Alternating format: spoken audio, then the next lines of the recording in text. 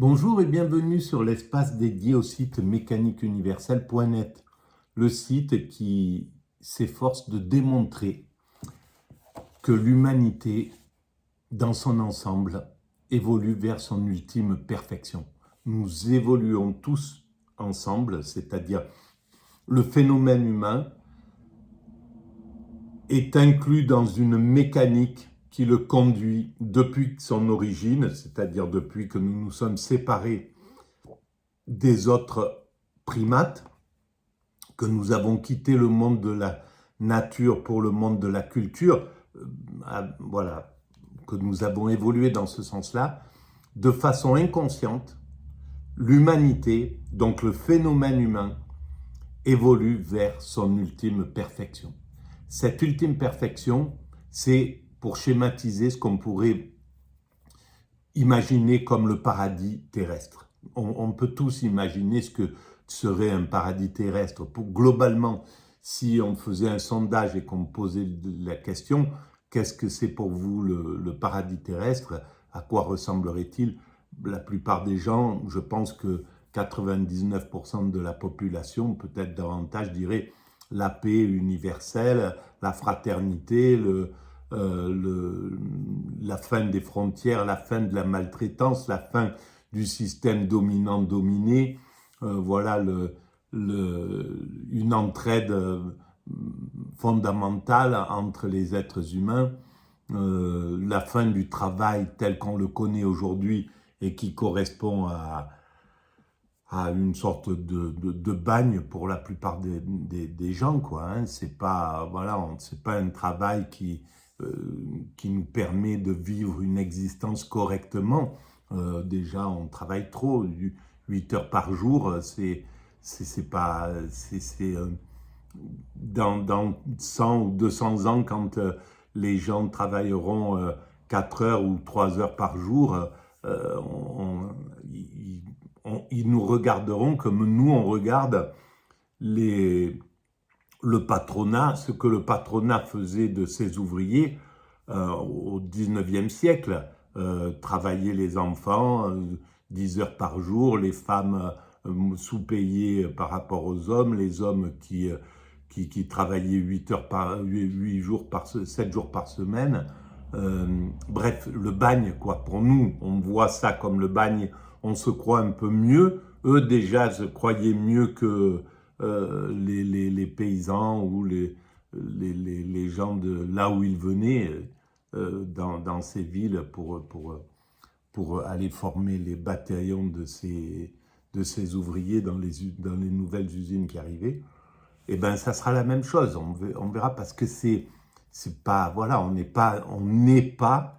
n'arrive pas sur cette planète pour sacrifier notre existence à un travail qui ne nous épanouit pas pour 80% ou 90% de la population mondiale, hein, je parle. On fait un travail qui ne nous épanouit pas, parce qu'on est maltraité, parce qu'on ne nous permet pas de nous épanouir. C'est pas le travail en lui-même qui n'est pas épanouissant, c'est le fait de l'imposer, c'est le fait d'être maltraité au travail par un patronat qui abuse, qui tire toujours qui partage pas, etc., etc.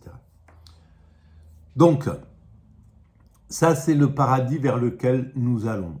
Il faudra encore quelques siècles d'évolution, peut-être 2, 3, 4, 5, peut-être 10 siècles d'évolution pour atteindre ça. L'humanité, elle a le temps, elle y parviendra, et c'est notre chemin tout tracé, on y va, voilà. Inconsciemment, on travaille à ça. Alors maintenant, il est peut-être temps de prendre conscience de ce qu'on construit inconsciemment, et donc de le faire de façon consciente. Et ça changerait tout. C'est-à-dire que si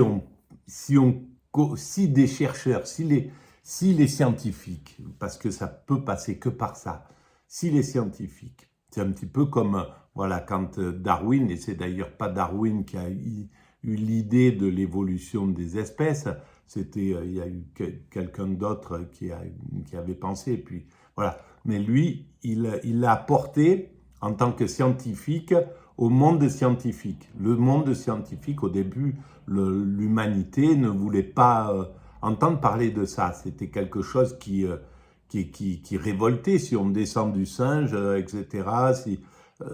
C'était révoltant pour la plupart des êtres humains de l'époque.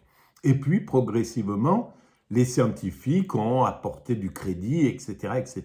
Ben, là, c'est la même chose. Il faudra que ce soit les scientifiques qui disent, bon, oui, on commence, qui réfléchissent sur le sens de l'humanité. Est-ce qu'il y a un sens? Parce que cette réflexion, elle a quitté le devant de la scène de la société humaine. Il n'y a plus beaucoup de... Moi, je n'ai jamais entendu parler d'un scientifique ou d'un chercheur ou même d'un philosophe qui s'intéresse à l'évolution de l'humanité. Où va l'humanité? Voilà, c'est quand même incroyable quand on y réfléchit. Parce qu'au 19e siècle, cette question était là. Et puis elle est là depuis longtemps dans l'esprit des religions. Donc cette question, où va l'humanité, les intuitifs des religions se la sont posées depuis Abraham. Hein, voilà. Donc, et depuis, de l'autre côté, depuis les fondateurs de l'hindouisme. Donc, cette question, il n'y a aucune raison qu'elle ne soit pas, qu'elle ne revienne pas dans le giron de la pensée de l'humanité. Il n'y a pas de raison qu'on ne pense pas à ça, qu'on avance comme ça, tête baissée dans cette humanité. On nous parle même pas de ça, on ne sait même pas pourquoi on est là, qu'est-ce qu'on fout là, etc. On se pose, il n'y a rien qui nous pose cette question, quoi. On est vraiment et puis depuis 40 ans, là, depuis que le marché a pris le pouvoir, mais vraiment, il l'a depuis longtemps, mais depuis qu'il l'a pris de façon autocratique, bah, il nous empêche carrément de penser à ça. Il veut qu'on consomme, et donc pour lui, c'est travail, qu'on stresse, je te pousse au travail comme un fou, je te stresse, et je t'envoie de quoi te déstresser avec la télé, avec Hanouna et compagnie. Voilà, et donc, et puis le lendemain, tu restresses, et voilà, il a fait des esclaves, hein. C'est clair que là, on est dans un esclavage de velours, parce que c'est pas un esclavage avec le fouet, mais c'est un esclavage avec l'intelligence perverse du marché, voilà. Et donc, on est soumis à ça et on y va. Et heureusement, ben, on arrive à s'extraire de ce truc-là pour pouvoir réfléchir et penser, certains. Et donc, ça donne un peu d'esprit critique à ce système, que sinon, on serait des robots. Pour le marché, lui, il est sans foi ni loi. Hein. Son seul truc, c'est de progresser, de grossir. Voilà. Donc, il a pas, on ne peut pas lui réclamer de l'éthique. C'est pas un moraliste et c'est pas à lui de donner ça. Donc il faut juste qu'on lui oppose une force suffisante pour le maîtriser. Et ça, c'est ce qu'on ne fait pas depuis longtemps. Alors voilà, ça c'est l'introduction. Toutes ces introductions sont longues, bien souvent, et elles rabâchent un peu. Je rajoute des petites choses, sans doute, à chaque fois, mais c'est pas très bien dit. Voilà, alors en ce moment, je m'appuie sur ce bouquin que j'ai découvert, Les pensées de Pascal. Alors là, je suis aux anges. Parce que Pascal, bon, je l'avais un peu picoré, je l'avais écouté en audio quand j'allais me balader, mais là, je prends la mesure de l'intelligence, de la puissance créatrice de ce type-là, du QE qu'il avait. En plus du QI, c'est un HPEI, tout ce qu'on veut. C'est hallucinant, quoi. C'est un intuitif, une intelligence de pensée, une intuition Enfin voilà, il a attrapé le fil, il a compris. Il y a quelque chose qu'il a compris dans le... Alors, il n'était pas à l'époque où il avait les moyens, c'était en 1600, je ne sais plus quand est-ce qu'il est né, je vais vous le dire, bon, Pascal, en 1646. Il est pas né en 1646, mais bon, il était... il vivait à cette époque-là, donc ça fait 400, plus de 400 ans. Oui. Et donc, il n'avait pas, toutes les données pour pouvoir se poser la question du sens de l'humanité. Mais il cherchait à comprendre, il cherchait, voilà. Et donc, ça, c'est les grands ouvriers de la pensée humaine. Et nul doute que s'il était aujourd'hui, s'il vivait aujourd'hui, il serait dans la réflexion de où va l'humanité. Ça, c'est indéniable. Donc, je reprends la lecture, je découvre en même temps et je commente. Mais là, ça, je l'ai lu dans la dernière vidéo. Ça, c'est la 4e vidéo à partir des pensées de Pascal. Alors, les hommes sont si nécessairement fous que ce serait être fou par un autre tour de folie de n'être pas fou. Et là, voilà, cette phrase, elle est incroyable. Les hommes sont si nécessairement fous. J'avais pas lu ça quand j'ai imaginé cette phrase sur la mécanique universelle. La transformation, la chrysalide, j'écris que la chrysalide d'un primate naturel en un humain abouti, là où nous allons, en un humain accompli, cette chrysalide exige que nous développions, que nous soyons prisonniers de tout un tas de pathologies. Ça engendre un tas de pathologies. Le fait de transformer un singe habitué à s'affirmer aux dépens de ses congénères en un humain absolument respectueux d'autrui, absolument doux, absolument qui a éliminé son agressivité, son ego dérangeant, son narcissisme, etc. Eh bien, cette décompression de tout ce qui fait que le chimpanzé, ben, s'il veut prendre le truc, un dominant veut prendre le truc d'un subordonné, il lui prend et puis il n'y a rien à dire. Et si l'autre se révolte, il lui donne un coup de dent. Et le fait qu'il soit dans un mécanisme instinctif qui fait que le dominant thésaurise tous les privilèges, le prétendant l'agresse, le fatigue d'année en année jusqu'au moment où il peut le renverser. Il le renverse, il prend le pouvoir, il thésaurise tous les privilèges à son tour.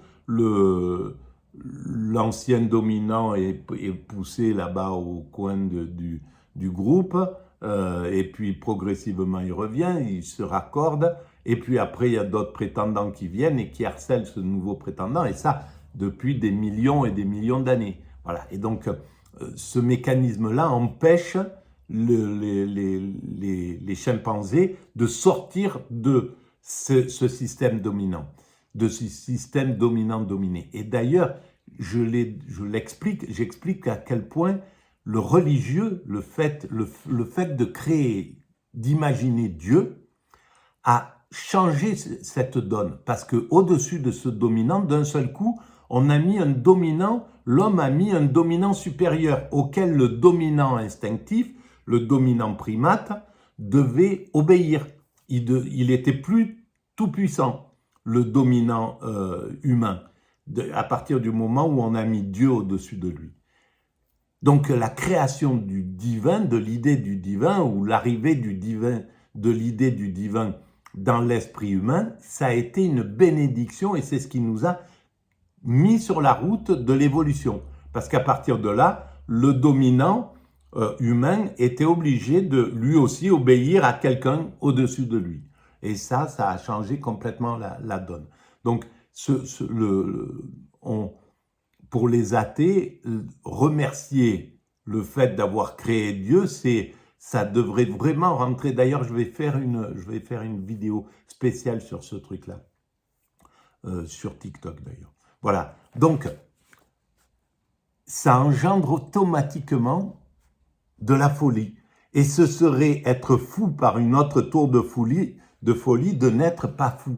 Donc, on est obligé de développer des pathologies. C'est-à-dire que comme on ne peut plus se comporter comme le chimpanzé de notre ancêtre chimpanzé, qui, ben, si je passe dans la rue, je vois quelqu'un qui a une belle, un beau sac, je lui prends le sac, voilà. Quelqu'un qui a une jolie femme, je lui dis, c'est moi le chef du village, voilà, c'est pour moi. Bon, bref, les comportements qu'on retrouve chez le chimpanzé qui va thésauriser les trucs, qui va imposer sa loi. Alors, bien sûr que dans la subtilité, on retrouve tous ces mécanismes-là, ils ont évolué dans l'humanité, ils se sont adoucis, mais ils existent d'une certaine manière. Ils sont là indirectement. Mais le faible, le dominé, dans le phénomène humain, il est protégé en principe du dominant. C'est pour ça que les médias ne doivent jamais appartenir au dominant. Parce que et là, c'est une honte que des hommes aient vendu. Et d'ailleurs, voilà, à partir des années 80, on a vendu les médias, les dominants, les hommes politiques ont vendu les chaînes de télévision à l'oligarchie, c'est-à-dire au MEDEF, c'est-à-dire au patronat, c'est-à-dire aux dominants. Et ça, c'est une honte parce que les journalistes, le média, la corporation des médias doit être centrale, posée au milieu entre le peuple et les dominants. Et elle est là, cette corporation, au même titre que les syndicats, que l'opposition, que voilà, comme des protecteurs du peuple, de la voracité des dominants. Et là, eh ben, voilà, on voit ce que ça a donné en 40 ans. S'il y a le chaos sur la planète, c'est parce que les dominants ont pris le pouvoir et ont pris les médias. Voilà, et partout sur la planète, hein, ça a été le cas. Il y a peut-être au moins en Occident, quoi. Donc, c'est voilà, en gros, ce que je voulais dire. Je vais arrêter là pour cette vidéo. Et donc, ça engendre des pathologies. C'est-à-dire que je veux le truc de mon congénère, comme le primate naturel, comme quand j'étais primate naturel, j'envie son pouvoir, j'envie ça, j'ai de l'envie, j'ai de la jalousie, et soit je passe à l'acte, donc je me mets en défaut devant la société qui peut m'attraper, et donc je vais lui voler son truc, je vais le maltraiter pour avoir son bien ou quoi que ce soit, ou pour n'importe quel comportement de cet ordre-là. Et donc la société m'attrape et me juge et me punit. Soit je me frustre, je me fais du mal à moi-même, je ronge mon frein, je suis là, mais je ne passe pas à l'acte. Et donc ça engendre ces pathologies, ça engendre de la névrose, ça engendre des choses comme ça. Mais la logique, c'est que le névrosé, il est dans la pathologie logique de l'évolution de l'humanité. Il se fait du mal à lui-même pour ne pas en faire aux autres, et donc il est dans la logique des valeurs de l'humanité. Les valeurs qui ont été données par la morale, les moralistes, les Socrates, par l'éthique, par la religion, par voilà, toutes ces grandes valeurs qui font que on doit maîtriser nos pulsions pour pas faire du mal à nos congénères. Et ben ça c'est ce qui nous fait évoluer sur cette chose-là. Ça nous conduit à la névrose. Et de l'autre côté, c'est mon explication, hein. De l'autre côté, celui qui va vouloir et pouvoir abuser de ses congénères tout en restant dans la légalité sans se faire prendre, c'est le narcissisme. Il abuse, il arrive à prendre quelqu'un dans ses serres, il le vampirise et il l'empêche de vivre, il le pompe, voilà, il le neutralise, il abuse comme un dominant avec son dominé, et Et ça peut être au niveau politique, hein, ça peut être, là, il y a le narcissisme individuel, mais il y a le narcissisme de groupe. Une mafia dans un pays où les mafias ont pignon sur rue et tous les pouvoirs, ben c'est pareil, c'est le même truc, ils restent dans la légalité sans se faire prendre, ou la légalité à moitié, quoi. Et ils abusent de... Voilà, les politiques sont dans ce mécanisme-là. Par contre, après, oui, il y a le psychopathe, la psychopathologie, qui, lui, va abuser et il s'en fout des risques, il s'en fout d'être hors la loi, etc. Donc, il va maltraiter son congénère, mais de façon directe et tout. Voilà, ça c'est une autre pathologie. Mais voilà, ces pathologies, ces trois grandes pathologies, en gros, sont une conséquence de l'évolution de l'humanité dans cette...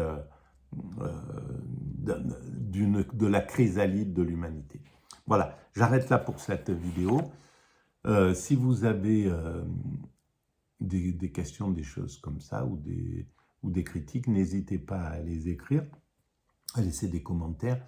Vous pouvez mettre des pouces comme ça ou comme ça, peu importe. Ça fait avancer la visibilité de cette vidéo, si vous le jugez nécessaire. Vous pouvez vous abonner, c'est pareil, ça augmente la visibilité des vidéos.